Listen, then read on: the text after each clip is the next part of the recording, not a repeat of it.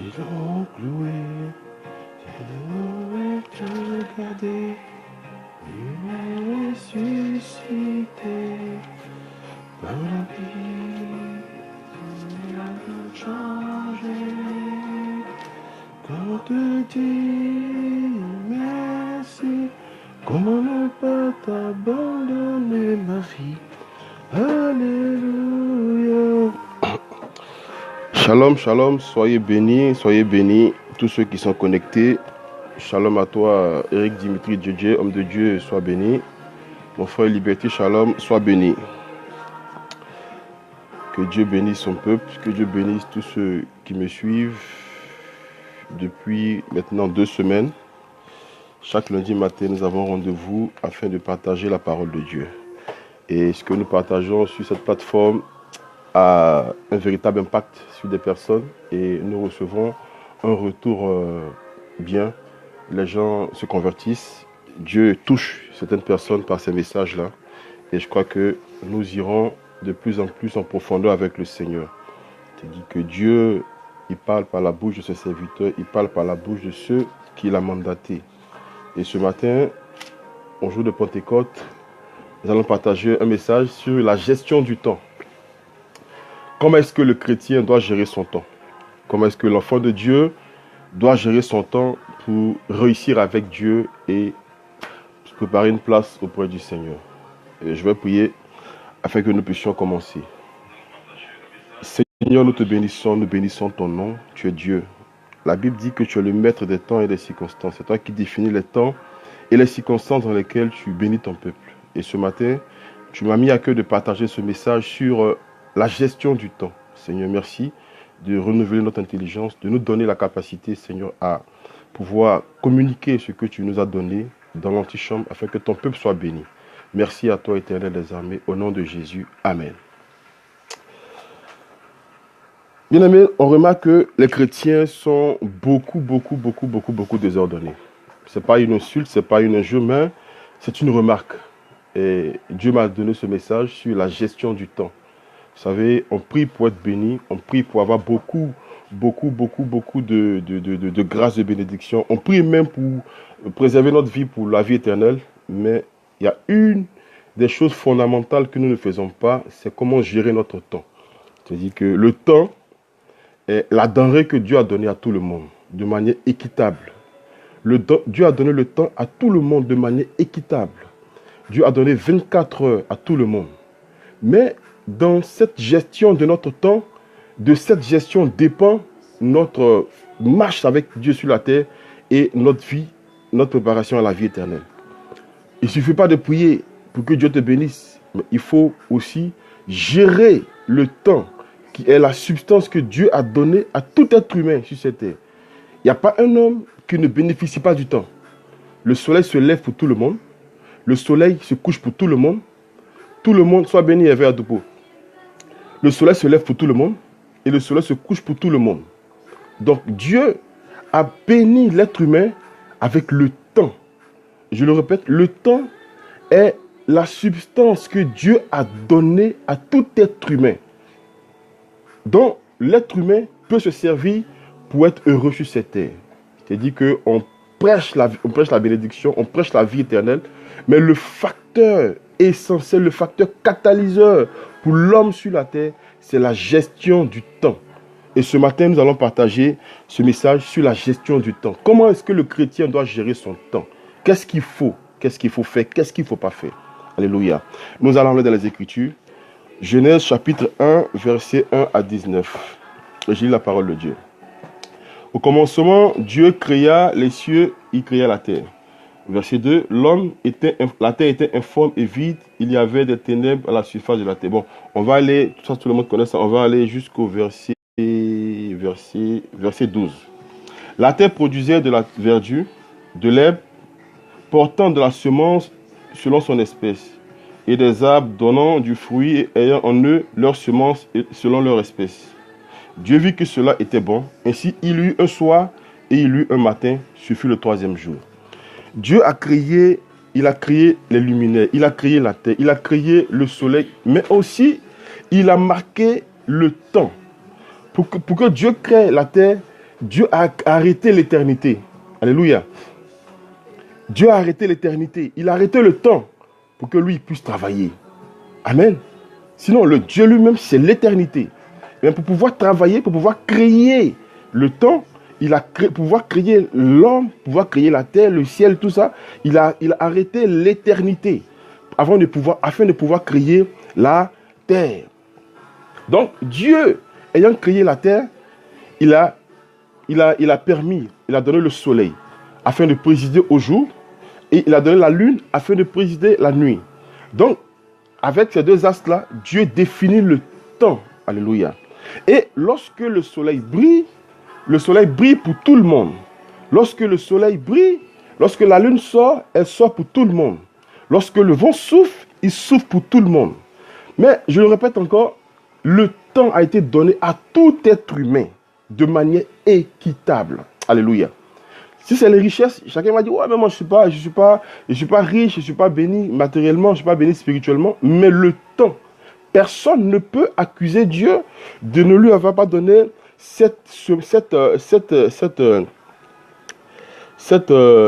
le temps comme allié et le temps comme substance avec laquelle il peut travailler ici-bas. Alléluia. Le temps est pour tout le monde. Il y a 24 heures. Le soleil se lève, il se couche. Il y a les saisons selon les pays. En Europe, il y a l'été, il y a l'hiver, il y a le printemps, en Afrique, il y a la saison sèche, il y a la saison pluvieuse. Et toutes ces saisons-là ont été créées par Dieu. Mais toutes ces saisons sont dans le temps que Dieu a créé, afin que l'homme puisse travailler avec le temps. Alléluia. Donc, bien aimé, une des choses pour lesquelles tu ne dois pas accuser Dieu pour ton échec, Dieu t'a donné le temps comme substance. Il t'a donné le temps comme allié afin que tu puisses te bâtir ici-bas. Alléluia. C'est pour cela que on plante les arbres selon les saisons. On plante les herbes selon les saisons. Lorsque le temps de planter le riz arrive, qu'est-ce que les femmes font? Elles vont au marché, elles sèment. Et après, elles récoltent lorsque le temps de la récolte arrive. Alléluia. Donc, le temps a été donné à tout le monde de manière équitable. Écris ça. Le temps a été donné à tous les hommes de manière équitable. Mais maintenant, pourquoi est-ce que beaucoup réussissent et beaucoup ne réussissent pas? Alléluia. Vous voyez, il y a 24 heures, selon ce que les scientifiques ont décrit. Il y a 24 heures, selon les fuseaux horaires dans le monde. Il y a ceux qui sont sur le méridien de Greenwich, eux, ils ont 0,0. Ceux qui sont en Europe, ils ont plus 2. Ceux qui sont en Afrique, il y a des endroits où il y a moins 2, où il y a moins 3. Ça dépend selon le fuseau horaire, mais tout le monde a 24 heures dans la journée. Alléluia. Et selon encore les scientifiques, l'homme doit travailler 8 heures de temps par jour. Amen. 8 heures de temps qui a été régi selon la loi pour que l'homme puisse travailler. Il y a 8 heures de temps pour se reposer. Selon les médecins, un repos normal, un sommeil normal dure 8 heures de temps. Alléluia. Donc déjà dans les 24 heures, tu as 8 heures de temps pour travailler. Et ensuite, tu as 8 heures de temps pour te reposer. Donc ça fait déjà combien? Ça fait déjà 16 heures que tu as pour t'occuper. Et tu as 8 heures de temps pour faire ce que tu as à faire. Vous savez, le temps, il est subjectif. Ça veut dire que le temps ne produit rien. Le temps est subjectif, il ne produit pas. Le temps produit ce que tu investis dedans. Alléluia. Le temps produit ce que tu y investis. Le temps, il est subjectif, il ne produit pas. Donc, si tu veux t'asseoir pour dire, ah, je laisse le temps au temps de faire ce que le temps doit faire et que tu n'investis rien dans le temps, tu vas voir que tu ne pourras pas avoir une productivité véritable au nom de Jésus. Amen. Le temps, je le répète, il est subjectif. Il ne produit pas. Donc, le temps va te produire ce que tu y investis. Alléluia. Si tu investis dans ton temps la paresse, tu vas récolter. La Bible dit, le paresseux, un peu de temps, un peu rester couché et la famine t'atteint. Alléluia. Alléluia. Si tu investis dans ton temps les critiques, les murmures, les calomnies, au lieu de faire autre chose, tu vas récolter.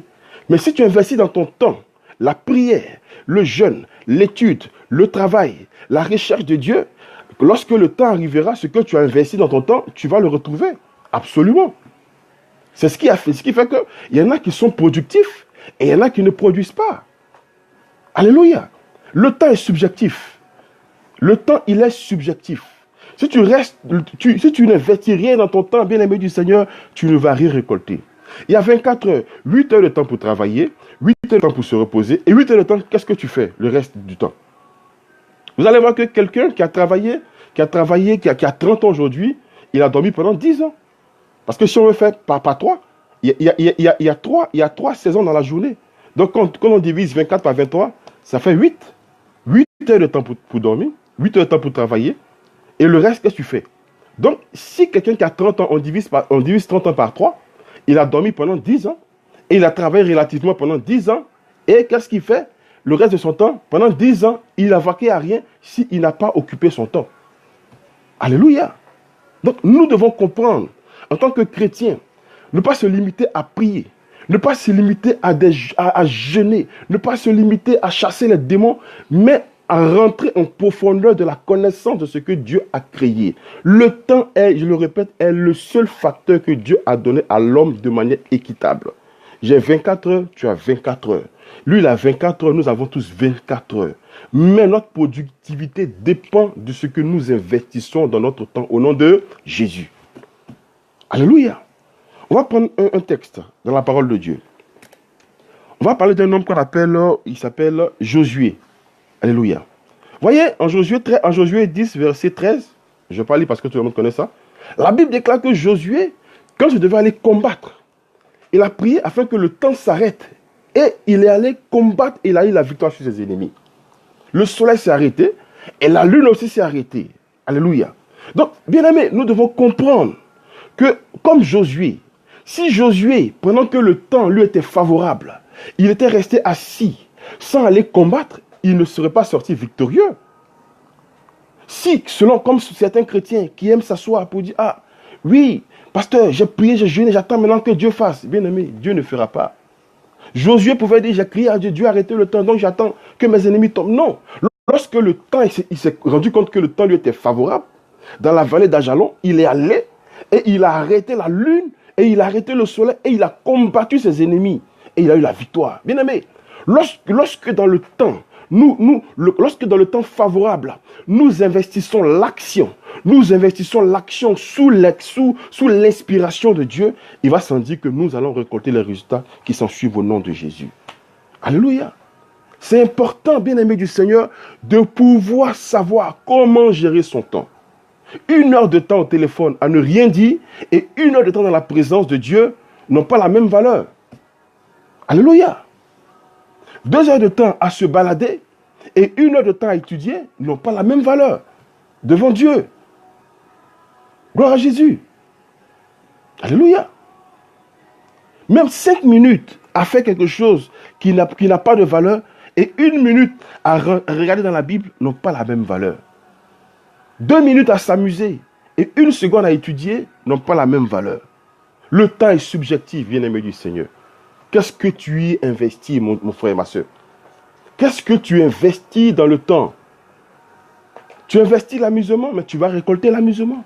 Si tu investis le travail dans ton temps, si tu t'investis à étudier, tu t'investis à chercher la face de Dieu, dans le jeûne, dans la prière, au lieu de te pavaner, au lieu de partir partout, si tu passes ton temps dans la prière, dans le jeûne, en train d'étudier, bien aimé, tu recevras les résultats au nom de Jésus. Josué a usé du temps que Dieu lui a donné et il a eu la victoire au nom de Jésus. C'est pas parce que Dieu avait déjà préparé le temps pour lui que Josué devait rester bras croisés. Non. Non. Il y a ce qu'on appelle le temps Kairos et le temps Chronos. Le temps Chronos, c'est le temps dans lequel nous sommes. Il est midi, après il est 13h, après il est 14h, après il est 15h. Mais le temps Kairos, c'est le temps favorable pour agir. Et lorsque le temps Kairos, le temps favorable pour agir arrive que tu n'agis pas, bien aimé, tu loupes certaines grâces et tu loupes certaines opportunités que Dieu met devant toi. Et beaucoup de chrétiens sont restés inertes, amorphes devant des situations parce qu'ils avaient peur de réagir. Parce que simplement, ils n'avaient pas l'information. Ou bien, ils avaient la bonne information, mais ils n'avaient pas le tact pour réagir. Et la situation est passée, ils l'ont perdu. Gloire à Dieu. Et voilà des choses qui bouffent notre temps. À quoi est-ce que tu occupes ta journée? Au travail? À t'amuser? à te pavaner, à faire des choses qui ne te produiront rien. Alléluia. Au quartier, tu vois des gens qui sont en train de jouer au damier. Ils sont en train de jouer au damier. Matin, tu t'assois, tu te lèves le matin. Un homme normal, tu te laves et tu vas t'asseoir pour aller jouer au damier. Tu joues au damier de 8h jusqu'à 19h. Mais avec ça, tu veux que ta vie produise quoi? Ta vie ne va rien produire. Il y en a qui vont se lever le matin, ils vont aller jouer aux cartes. Du matin jusqu'au soir. Mais tu veux que ta vie produise quoi? Le temps ne peut pas produire ce que tu n'as pas investi en lui. Vous savez, Dieu n'est pas un magicien, non. C'est ce que tu investis que Dieu te redonne. Alléluia. Le temps est subjectif. Le temps ne produit rien, bien-aimé. Le temps produira ce que tu auras investi. Bien-aimé, il est temps de te lever et d'investir dans ton temps les choses qui peuvent produire pour toi demain. Même pour ton salut, tu dois investir dans ton temps. On va voir ça tout à l'heure. Il y en a qui se lèvent le matin et puis seulement s'assoient chez leurs amis pour bavader, pour causer, pour rien du tout. Et il est midi, il finit de manger, il rentre à la maison le soir et sa journée est gagnée. Mais est-ce que Dieu peut être ainsi glorifié, bien-aimé? Et demain, tu vas t'étonner que les amis avec qui tu as fait l'école deviennent, ils réussissent et toi tu ne réussis pas. Mais pendant que toi tu prenais ton temps à te promener, à te moquer d'eux, eux ils investissaient dans leur temps les études. Ils sacrifiaient leur sommeil la nuit pour faire les décapis. Ils sacrifiaient leur sommeil pendant que toi tu dors. Lui, il sacrifie son sommeil à genoux, en train de prier, en train de crier à Dieu. Tu te lèves la nuit, tu le regardes, tu te moques de lui. Mais demain, lui récoltera ce qu'il est en train de s'aimer. Et toi, tu récolteras du vent parce que tu n'as rien sémé. Alléluia. Bien-aimés dans le Seigneur, sachons ce que nous investissons dans notre temps. Aujourd'hui, quand on voit quelqu'un qui a réussi, on dit, oh, mais celui-là, est-ce que c'est Dieu mais qui est avec lui? Bien-aimé, pendant que toi, tu te promenais, pendant que toi, tu te baladais, lui, il prenait son temps dans le jeûne, dans la prière, dans la faim, dans l'humiliation. Il investissait dans son temps toutes ces choses. La recherche de Dieu, le jeûne, à étudier la Bible, à comprendre la pensée de Dieu. Pendant ce temps, toi, tu t'amusais. Mais si demain, tu vois Dieu en train de l'utiliser, si demain, tu vois Dieu en train d'aller loin avec lui, ne t'étonne pas. Parce qu'il ne récolte seulement que ce qu'il a sémé. Il y a des amis qui on est partis à l'école aujourd'hui, quand tu les regardes, ils ont réussi. Pourquoi? Parce que pendant que d'autres s'amusaient à sécher les cours, pendant que d'autres s'amusaient à ne pas aller à l'école, le gars, lui, il était conscient de sa vie, il partait à l'école, il étudiait normalement, il investissait dans sa jeunesse tout ce qu'il avait comme possibilité. Mais aujourd'hui, s'il devient DG d'une société, ne t'étonne pas. Et demain, tu vas dire, mais ce gars, j'ai fréquenté avec lui aujourd'hui, il est devenu un boss. Non.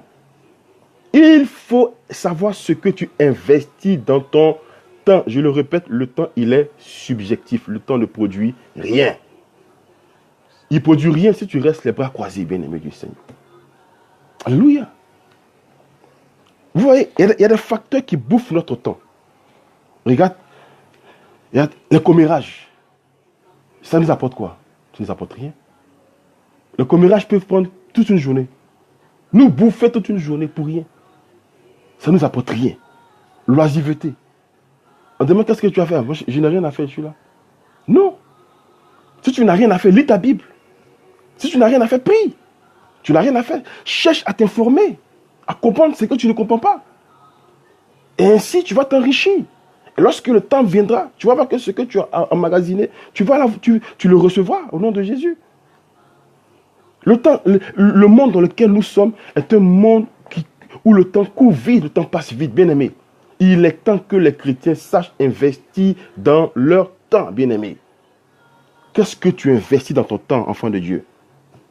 Les bars, les maquis, les distractions inutiles, ça nous apporte quoi? Quand tu vas dans un bar, non seulement tu dépenses ton argent, tu reviens, tu es ivre. Qu'est-ce que tu as gagné? Rien.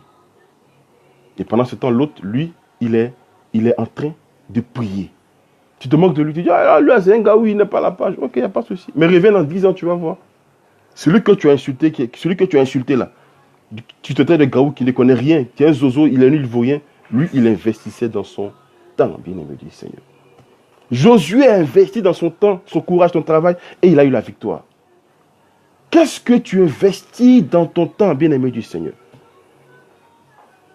Qu'est-ce que tu investis dans ton temps? Les bavardages inutiles. Alléluia. Alléluia. Pourtant, ce temps, tu peux le prendre pour méditer. Tu peux le prendre pour chercher la face de Dieu. Tu peux le prendre, même prendre un livre et te documenter pour comprendre certaines choses, comment le monde fonctionne, comment telle activité, savoir comment faire telle activité. Je me documente, mais tu es assis là. Tu es assis et tu ne mets pas ton temps, bien-aimé du Seigneur. Il est temps que nous puissions meubler le temps que Dieu nous... Le temps est une richesse. C'est pour ça que les Anglais disent « time is money ». Le temps est une richesse. Le temps est une richesse. Alléluia. Le temps est une richesse, bien-aimé. Mais il faut savoir comment utiliser le temps et qu'est-ce que tu dois investir dedans. Ne t'attache plus aux choses qui ne peuvent pas te produire quelque chose demain, bien-aimé du Seigneur. Ne t'attache pas aux choses qui ne peuvent rien produire, bien-aimé du Seigneur. Et les choses qui ne produisent rien dans ta vie, si ce n'est la destruction. Remplis ton temps par le travail, l'étude. Va à l'école. Une fois, il y a une dame qui m'appelle, me dit, ah, pasteur, il faut prier pour moi pour que j'ai le BT. Je dis, mais étudie. Il faut étudier. Avant que Dieu n'intervienne, étudie. C'est ce que tu vas emmagasiner en étudiant que tu vas aller répondre lorsqu'il y aura l'examen. C'est aussi simple que ça. Et maintenant, la grâce de Dieu va ouvrir ton intelligence pour que tu puisses redonner le meilleur, ou bien la grâce de Dieu va ouvrir ton intelligence pour que tu puisses emmagasiner le maximum de choses et redonner ça normalement. Et c'est aussi simple que ça. Mais tu n'étudies pas et tu veux avoir ton examen. Ils vont te dire non, on va prier pour toi, il faut envoyer un bic, on va prier sur le bic. Quand tu vas arriver à l'examen, tu vas marcher. Mais c'est faux. Si tu n'as pas étudié, tu ne pourras pas avoir ton examen. Ce n'est pas possible. C'est 1 plus 1 égale 2. Aussi simple que ça. Alléluia. Alléluia.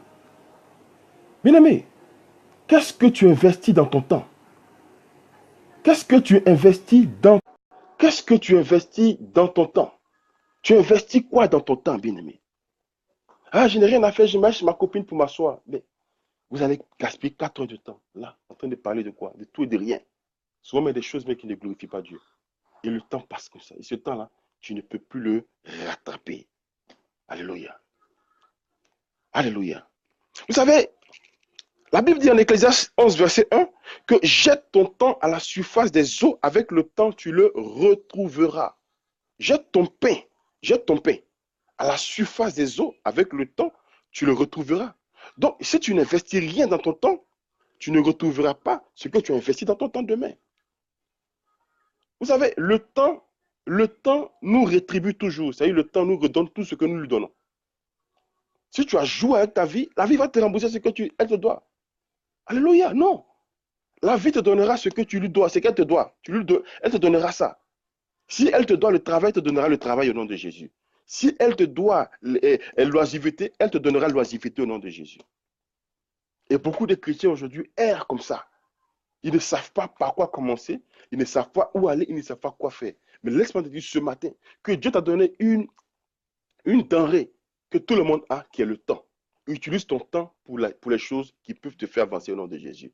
Utilise ton temps pour la gloire de Jésus-Christ. Utilise ton temps pour faire les choses que Dieu agrée, bien-aimé du Seigneur.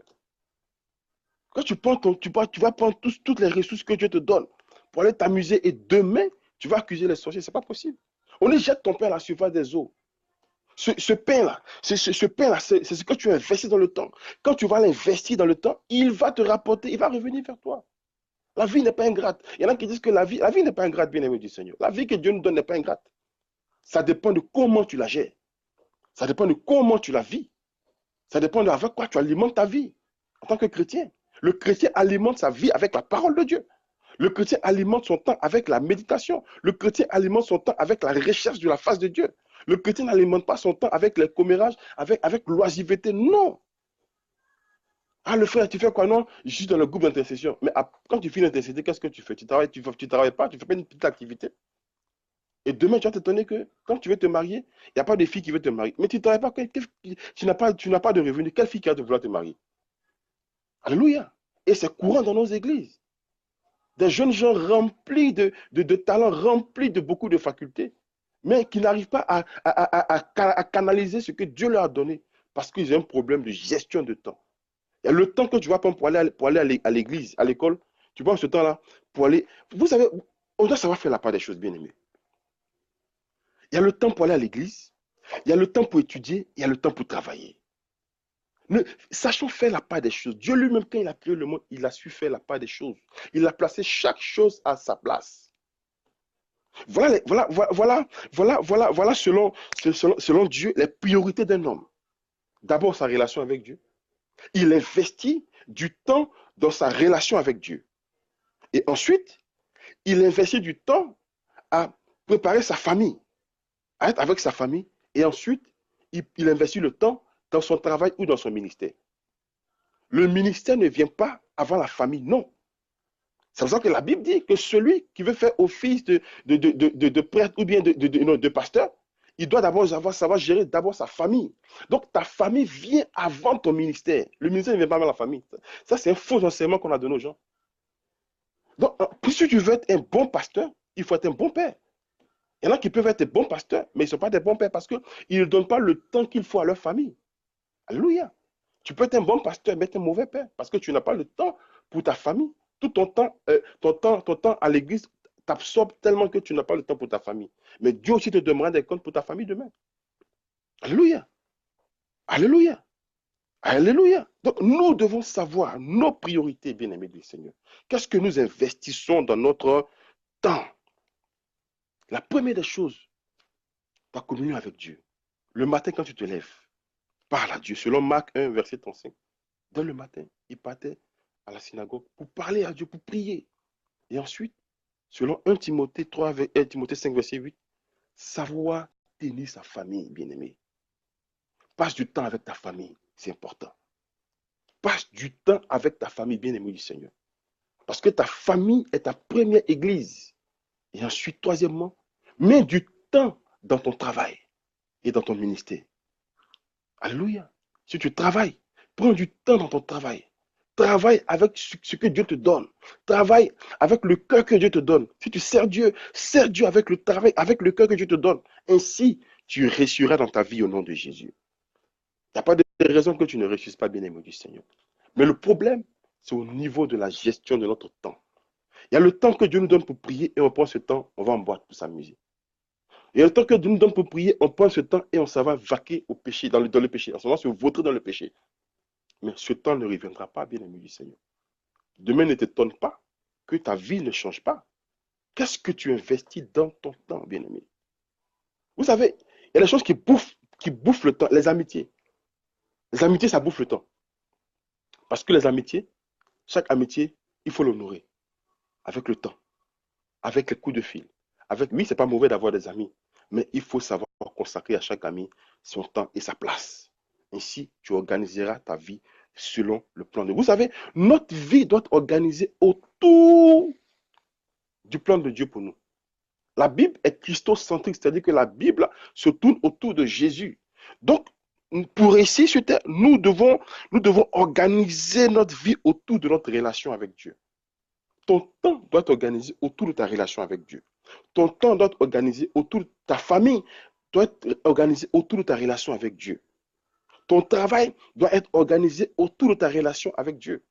Tu ne peux pas être chrétien et Dieu va te donner un travail qui va t'éloigner de lui. Aller travailler d'un bar, ce n'est pas possible que tu n'es pas chrétien. Parce que forcément, il y a un qui va absorber l'autre. Quand je vois des chrétiens qui travaillent dans des bars, souvent dans des bars où les gens sont nus, mais c'est quel travail tu fais? Ce n'est pas possible. Parce qu'il y a un qui va absorber l'autre absolument. Si tu n'as pas pu absorber le monde qui est là-bas, c'est le monde qui est là-bas qui va t'absorber. Donc, sachons organiser notre temps. Beaucoup ont perdu le temps dans des choses inutiles, bien-aimés du Seigneur. Je le répète et je le redis. 2 minutes en train de prier et 15 minutes en train de s'affairer n'ont pas la même valeur, bien-aimés du Seigneur.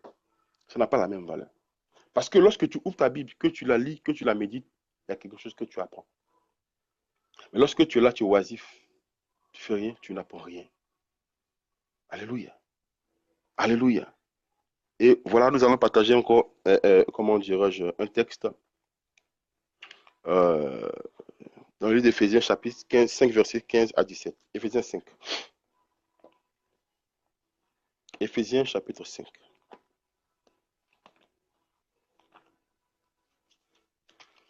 Éphésiens chapitre 5, je vais chercher ça rapidement pour vous.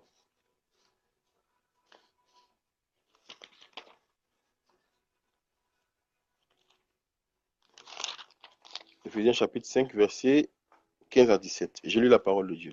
Prenez donc garde afin de vous conduire avec circonspection, non comme des insensés, mais comme des sages. Rachetez le temps, car les jours sont mauvais. Rachetez le temps, car les jours sont mauvais. C'est pourquoi ne soyez pas inconsidérés, mais comprenez quelle est la volonté de Dieu. On dit, rachetez le temps, car les jours sont mauvais. Bien aimé, nous devons racheter le temps. Les jours sont mauvais. On ne doit plus perdre le temps dans les choses inutiles, bien aimé du Seigneur. Nous devons racheter le temps, ça veut dire quoi? Ça veut dire maximiser son temps sur les choses de Dieu. Alléluia. Maximiser son temps sur les choses de Dieu. Il faut tirer le meilleur du temps que Dieu te donne. En fin de journée, comme ça, quand tu fais ton bilan, tu te dis, voilà ce que j'ai fait pour Dieu aujourd'hui. Voilà ce que j'ai fait qui a enrichi ma vie. Voilà ce que j'ai fait qui a enrichi ma communion avec Dieu. Voilà ce que j'ai fait qui a enrichi aujourd'hui ma famille. C'est ça. Racheter le temps. Les jours sont mauvais. Jésus revient. Et lorsque tu n'as pas une gestion saine de ton temps, bien-aimé, tu vas à tout ce que tu veux. Mais lorsque tu as une gestion saine de ton temps en tant que chrétien, tu te focalises sur le but et tu y arrives au nom de Jésus. On ne vit pas comme ça. Alléluia. On ne vit pas comme ça. En tant que chrétien, il faut que tu saches organiser ton temps, bien-aimé. Quelles sont tes priorités?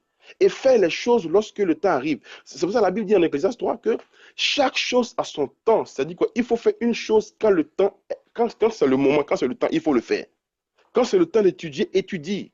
On a de 0, on a de 5 ou bien de 2 ou bien 1 à 25 ans en train d'étudier, on a jusqu'à 18 ans même à étudier, on a de 18 ans jusqu'à peut-être à 60 ans en train de travailler, on a de 60 ans jusqu'à la mort à jouir du fruit de notre travail. Donc, si ce temps que tu as de 0 à 28 ans, 25 ans pour étudier, que tu prends pour t'amuser, et que tu n'as rien investi dans ce temps-là, bien aimé, ne te donne pas que demain tu te retrouves sans rien. Alléluia. Il y a beaucoup qui ont joué avec leur vie. De 0 à 25 ans, 18 ans, où on avait le temps de pouvoir étudier, pendant qu'eux, ils devaient étudier, ils s'amusaient. Il y en a qui disaient, ok, mais ce n'est pas à l'école seulement qu'on réussit. Mais bien aimé du Seigneur, il faut savoir une chose. Si tu n'as pas investi dans ton temps quand tu étais petit, quand tu seras grand, tu seras sans qualification et tu ne sauras rien faire. Et tu seras un poids pour la société demain. Alléluia. Donc, la Bible dit que chaque chose a son temps. Ecclésiaste chapitre 3. Donc, il faut faire une chose lorsque le temps arrive. Quand c'est le temps d'étudier, étudie. Quand c'est le temps de prier, prie. Il y a des chrétiens aujourd'hui qui mélangent beaucoup de choses. Tu es chrétien et tu es secrétaire de direction. Tu travailles pour quelqu'un qui n'est pas converti. Et au lieu de faire son travail, tu entends lire ta Bible. Et demain, quand il te charge de ton boulot, tu te dis qu'il te persécute. C'est un mystique qui me persécute. Il ne te persécute pas. Fais la part des choses. Quand tu es au travail, travaille. Mais à ta pause, tu peux prendre ta Bible et la lire. Mais pendant qu'on te donne des documents à taper, tu es assis sur ton ordinateur en train de regarder la Bible, en train de lire la Bible. Mais est-ce que c'est le temps de lire la Bible qui est arrivé? Et beaucoup de chrétiens confondent les choses. Demain, ils vont dire, oh, on me persécute, mon patron ne m'aime pas parce que c'est un mystique. Quand il lit la Bible seulement, il sait pas. Mais tu n'expliques pas bien. Il y a un temps pour chaque chose. Il faut faire les choses lorsque le temps arrive. Chaque chose a son temps. Bien aimé, quand tu es encore jeune, tu as ta jeunesse pour étudier, pour aller à l'école. Quand c'est le temps de travailler, travaille. Quand c'est le temps de prier, prie. Quand c'est le temps de jeûner, jeûne. Sinon, la grâce qui est liée à ce que tu as raté va te dépasser. Alléluia. Parce qu'il y a un temps où la grâce est favorable. Et quand ce temps passe, tu ne peux plus la rattraper. C'est pour ça que la Bible dit racheter le temps quand les temps sont mauvais. Jésus revient bientôt. Mais à quoi est-ce que tu focalises ton temps pendant que Jésus revient? Au lieu de, tu dois préparer ta vie au retour du Seigneur. Et ce temps que Dieu te donne chaque matin quand tu te réveilles, c'est pour te préparer au retour de Jésus. C'est pour ça que la Bible dit racheter le temps car les jours sont mauvais. Bien aimé, on a perdu le temps dans les bars, on a perdu le temps dans le péché. Mais aujourd'hui, Jésus-Christ nous a fait grâce de le connaître. Donc nous devons focaliser notre temps. Nous devons focaliser notre temps sur Jésus-Christ de Nazareth. Nous devons focaliser notre temps sur la priorité de Dieu. Alléluia. Focalisons notre temps sur les priorités de Dieu. Il y a des choses qui ne sont pas importantes dans notre vie. Aujourd'hui, si je vais pas d'un bar, ça ne me tue pas parce que je n'en trouve pas l'importance. Ce n'est pas important pour moi. Le plus important pour moi aujourd'hui, c'est de faire connaître Jésus-Christ au monde entier. C'est pour ça qu'il m'a fait prédicateur de sa parole. Et qu'est-ce que je fais? J'étudie sa parole. Je le cherche dans le jeûne, dans la prière, pour qu'il me donne ce qu'il faut comme message pour le donner au peuple de Dieu. C'est ça. Focaliser notre temps sur les choses de Dieu. Que notre vie soit organisée autour des choses de Dieu. Que notre temps soit organisé autour des choses de Dieu. Que ce soit notre priorité. Alléluia. Aujourd'hui, beaucoup se baladent d'église en église. Ils cherchent la solution. Bien aimé, la solution est entre tes mains, bien aimé du Seigneur. Souvent, ce ne sont même pas les sorciers. Souvent, c'est nous-mêmes, nous avons un problème de gestion de notre temps. Souvent, à l'église, moi, je m'adresse aujourd'hui à mes collègues pasteurs. C'est vrai. Quand on était jeune pasteur, il y a des choses qu'on faisait. Mais aujourd'hui, on est mariés, on est des pères de famille, il y a des choses qu'on ne peut pas faire. Quand tu es encore jeune appelé de Dieu, je n'ai pas dit jeune pasteur, jeune appelé, va à l'école. Va à l'école. Va à l'école. Va à l'école. Quand tu es encore jeune appelé, va à l'école. Tu n'es qu'un appelé, tu n'es pas encore pasteur. Et il y a d'autres, quand ils sont appelés automatiquement au ministère, paf, ils laissent leurs études, ils laissent leur travail et ils vont dire Dieu m'a appelé. Je ne travaille plus. Je ne travaille plus. Je ne vais plus à l'école parce que Dieu m'a appelé. Pourtant, tu n'es qu'au stade de l'appel. Le stade de l'appel, c'est le stade de la formation. Si tu travailles encore au stade de l'appel, reste au travail. Si tu travailles encore, si tu vas à l'école au stade de l'appel, reste encore à l'école et reste étudie, bien-aimé. Dieu aussi a besoin des pasteurs qui ont des doctorats, qui ont des maîtrises, qui ont des DEA. Ce n'est pas seulement pour les païens, c'est pour nous aussi les enfants de Dieu au nom de Jésus. Dieu a besoin aussi des pasteurs qui ont des DEA, qui ont des maîtrises. Pourquoi est-ce que c'est seulement les païens qui vont prendre les décisions dans ce monde dans lequel nous sommes? Pourquoi? C'est parce que c'est eux qui ont étudié. Ils n'ont plus le temps d'étudier pendant que d'autres s'amusaient. Alléluia. Tu es jeune appelé de Dieu. Focalise-toi sur ton temps. Le temps que Dieu t'a donné pour étudier, étudie. Et quand le temps de l'appel de Dieu va arriver, Dieu lui-même te dira. Mais si par zèle, ce n'est pas encore le temps et tu laisses ça, tu dis que Dieu m'a appelé, bien aimé, tu vas souffrir. Je sais de quoi je parle. Je sais de quoi je parle. Alléluia. Que Dieu fasse que nous nous focalisions sur lui. Que notre temps soit utilisé à bon escient pour la gloire de Dieu. Que notre temps ne soit pas utilisé pour des choses viles. Que notre temps ne soit pas utilisé pour des choses qui ne glorifient pas Dieu. Que notre temps soit pour la gloire de Dieu. Voilà comment on organise sa vie. D'abord, sa communion avec Dieu. Secondo, sa famille. Et troisièmement, son travail. Cherche à parfaire ta communion avec Dieu pendant qu'il est encore temps. Rachetez le temps. Il y a des gens qui ne passent pas le temps avec leur famille. Ils préfèrent passer le temps avec leurs amis. Non. Si tu ne passes pas du temps avec ta famille, comment tu peux connaître tes enfants? Comment tu peux connaître ta femme? Comment tu peux leur donner la joie? Non. Passe le temps avec ta famille quand tu peux. Si tu n'as pas des contraintes de travail, passe le temps avec ta famille. Ça va resserrer les liens avec tes enfants. Tu es toujours dehors, avec tes amis. Ah, mon ami m'a appelé, je m'en vais. Tu n'as même pas le temps de connaître tes enfants. Ta femme n'a même pas le temps de te voir un peu. Et tu es toujours parti, bien-aimé du Seigneur. Revoyons cette manière de vivre. Le temps est la seule chose que Dieu a donnée aux hommes de manière équitable. Il y a 24 heures dans la journée. Comment tu utilises ces 24 heures pour que tu puisses être productif, bien-aimé du Seigneur? C'est ça. Si tu es pasteur, tu es appelé au ministère, tu n'as pas encore d'église, cherche à faire à travailler, mon frère. Cherche à avoir une activité pour te prendre en charge. Et ça va t'honorer et ça va honorer le Dieu qui t'a appelé. Il n'y a pas plus malheureux que de voir un pasteur qui manque d'argent. Un pasteur qu'on chasse de sa maison. Quand je vois ça, j'ai mal au cœur. Alors que tu avais un temps où tu pouvais travailler et amasser pour que tu puisses faire face aux besoins de tes enfants et de ta famille. Vous savez, le pasteur, il travaille deux fois. Je vous explique. Il travaille non seulement pour Dieu, et il travaille encore pour sa famille. Contrairement à tout ce que les gens racontent sur le pasteur travaille deux fois. Il va travailler pour la croissance de l'Église. Et il va travailler aussi pour s'occuper de sa famille. Donc, le pasteur travaille deux fois. Il va se lever le matin comme... Moi, je me lève le matin comme tout le monde. Je mets mon sac au dos et je m'en vais chercher de quoi manger pour ma famille. Et je dois aussi, la nuit, me lever, prier pour le ministère que Dieu m'a appelé. Ce n'est pas facile. Ce n'est pas facile. Si je n'ai pas d'activité, ma famille, je la nourris comment? Si le temps que je dois prendre pour aller travailler, je prends le temps que je suis assis, je fais rien. Je nourris ma famille comment? Je meuble mon temps avec le travail. Meuble ton temps avec le travail, avec la recherche des choses qui peuvent te faire avancer au nom de Jésus. Gloire à Jésus. Le temps nous est donné, nous tous, bien-aimés, de manière équitable. Dieu a donné le temps aux païens, il a donné le temps aux musulmans, il a donné le temps aux chrétiens. Le temps est pour tout le monde. Mais comment réussir avec le temps, bien-aimé? Investis dans le temps. Et demain, tu le retrouveras. Quand je parle d'investissement, je ne parle pas forcément d'argent, mais je parle des actions, de ce que tu vas mettre dans ce temps-là pour que demain, il te produise quelque chose. Alléluia. Il y a beaucoup d'incapacités que tu as, mais le temps où tu ne fais rien, cherche à combler tes lacunes. Plus tu combles tes lacunes, plus tu découvres. Et quand tu découvres, tu as la connaissance, tu as l'information, et ça peut te permettre d'anticiper sur certaines situations. C'est pour ça. Il y a un homme qui a dit que si tu veux faire du mal à un Africain, mais ce que tu cherches, tu mets ça dans un livre, il ne va pas découvrir. Mais je prie que ce ne soit pas ça. Ce ne soit pas vrai pour nous au nom de Jésus. Bien aimé, on a beaucoup de lacunes. Et le temps libre que Dieu nous donne, c'est pouvoir parer à nos lacunes. Chercher à comprendre ce que nous ne comprenons pas. Et lorsque nous arrivons à le comprendre, nous avons l'information, nous pouvons faire face à n'importe quelle situation qui arrive dans nos vies au nom de Jésus.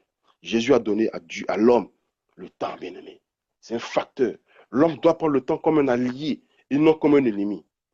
Quand tu prends le temps comme un allié, bien aimé, il te produit beaucoup de choses. Mais quand tu le prends comme un ennemi, comme un obstacle, tu ne peux pas y arriver. C'est pour ça qu'il faut planifier à court, moyen et long terme. Le chrétien pense que avoir la foi, ce n'est pas planifier. Non, avoir la foi, c'est aussi planifier, bien aimé. Avoir la foi, c'est aussi planifier. C'est pour ça que la Bible dit que l'Éternel, il est le Dieu d'Abraham, le Dieu de Jacob et le Dieu d'Isaac. C'est trois générations. Dieu planifie, bien aimé. L'homme aussi doit planifier. Mais tu ne planifies pas dans le temps. Et tu penses avoir la foi. Non. La foi nous permet aussi de planifier les choses pour avancer. Qu'est-ce que dans 10 ans, je serai? Bon, aujourd'hui, j'ai une famille de 2 enfants et je gagne 100 000 francs par mois. Bon, demain, si j'ai 4 enfants et que mon salaire n'évolue pas, je sais que franchement, ça sera difficile. Donc, qu'est-ce que je dois faire pour que si demain j'ai 4 enfants, je puisse les prendre en charge? C'est ça.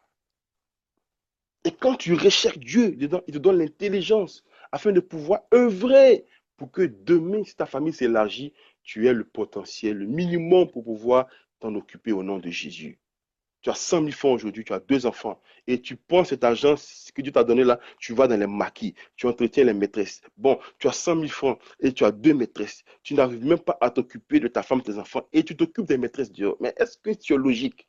Et demain, quand tu vas aller à la retraite sans rien, tu vas accuser les sorciers. Qu'est-ce que tu as investi dans le temps quand tu travaillais? Tu as investi quoi quand tu travaillais? Alléluia. Est-ce que quelqu'un comprend ce message? Investissons dans notre temps, bien-aimés, les choses qui peuvent nous produire demain. N'investissons rien. N'investissons pas l'oisiveté. Ça tue. N'investissons pas les commérages. N'investissons pas la paresse. N'investissons pas la paresse dans notre temps. Rester là, se faire beau, à se faire belle. Et puis tu es là, tu ne pas là. Ma soeur, tu fais quoi? Je ne fais rien. Il n'y a pas un homme sur cette terre qui ne fait rien. Un homme politique a dit un jour que le meilleur travail que tu peux t'offrir, c'est le travail que tu te donnes toi-même. La vie n'est pas facile, bien aimé. Mais Jésus nous a donné sa parole qui nous communique la sagesse et l'intelligence pour pouvoir agir et anticiper sur les situations. Ceux qui ont réussi aujourd'hui ont investi dans le temps. Vous savez, tous ceux qui ont fait des grandes découvertes ne sont pas forcément des chrétiens. Hein. Il y en a qui vont me dire, ouais, ils ont fait des découvertes, il y en a que c'est le diable qui a inspiré. Et il y en a aussi que Dieu a inspiré. Vous croyez que celui qui a créé le vaccin contre la poliomyélite, il s'est levé un matin, non, il a cherché, il a travaillé. Pendant que d'autres étaient en train d'autres étaient en train de dormir, lui, il travaillait. Il mettait son temps, il investissait dans son temps, sa recherche. Mais qu'est-ce que tu investis dans ton temps, toi, en tant qu'enfant de Dieu? Alléluia. Aujourd'hui, pour que l'homme puisse fabriquer l'avion, il y a 2 lois qu'il a vaincues. La loi de la pesanteur et la loi de l'aérodynamique. Mais c'est des choses qui ne se sont pas faites du jour au lendemain. Mais c'est le fruit de recherche. Aujourd'hui, pour aller en Côte d'Ivoire, d'ici en Côte d'Ivoire, tu mets 7 heures, 6 heures de temps. Mais pourquoi? C'est parce qu'il y a quelqu'un quelque part qui a créé, qui a travaillé son esprit et pour chercher, il a trouvé. Mais nous sommes les mêmes. On peut aussi chercher le temps, investir dans notre temps des choses qui peuvent nous être bénéfiques demain, pour la gloire de Dieu. Il y a des scientifiques chrétiens. La Bible qu'on a aujourd'hui, c'est des gens celui qui a créé l'imprimerie, celui qui a imprimé la première Bible qu'on a aujourd'hui, il s'appelle Gutenberg. Gutenberg, c'est lui qui a créé l'imprimerie et qui a permis qu'on ait la Bible aujourd'hui telle qu'on l'a. C'est celui qui a permis qu'on ait les versets, qu'on ait les chapitres. Si la Bible avant n'était pas chapitrée, elle n'avait pas de versets. C'est Gutenberg qui, en créant l'imprimerie, il a disposé la Bible telle qu'elle est aujourd'hui. Donc, bien aimé, qu'est-ce que nous investissons dans notre temps pour aller loin? On veut aller loin, mais on investit très peu dans notre temps. Ce matin, c'est ce verset, c'est ce message que je voulais partager avec le peuple de Dieu. Demande à ton frère, qu'est-ce que tu investis dans ton temps? Tu investis quoi dans ton temps? Le temps est subjectif. Il ne produit pas.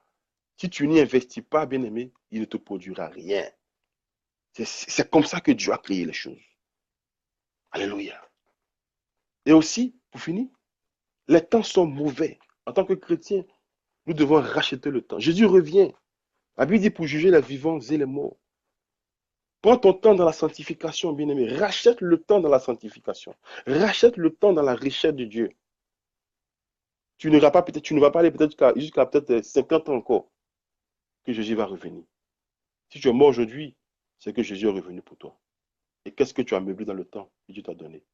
Si tu as meublé ce temps par le péché, par la corruption, par le mensonge, par le vol, je ne suis pas sûr que Dieu te fasse grâce pour aller dans son royaume. Investis dans le temps que Dieu te donne en cherchant sa face, en te convertissant à Jésus-Christ. Je ne dis pas de venir dans une église, mais en te convertissant à Jésus-Christ, en renonçant au péché sous toutes ses formes.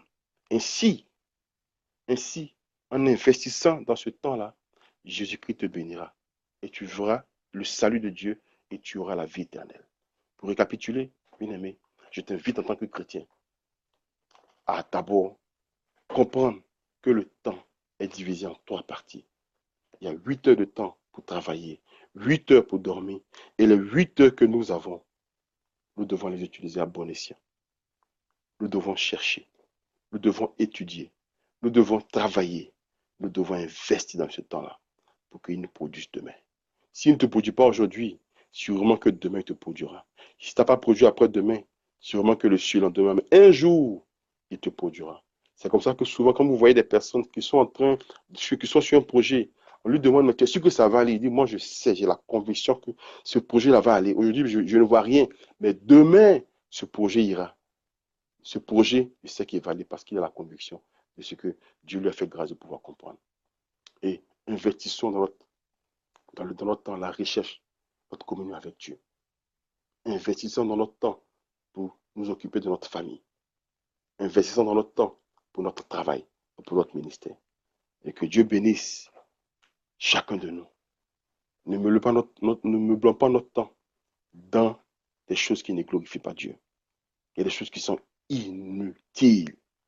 Inutiles, qui nous bouffent le temps. Oui, quelqu'un va me poser la question, mais est-ce qu'on doit se distraire? Oui, on peut se distraire, mais se distraire sainement. Se distraire de manière très saine. On n'a pas besoin forcément de passer 15 heures à se distraire, non. Tu peux te distraire, mais de manière saine. Une distraction qui ne te bouffe pas le temps.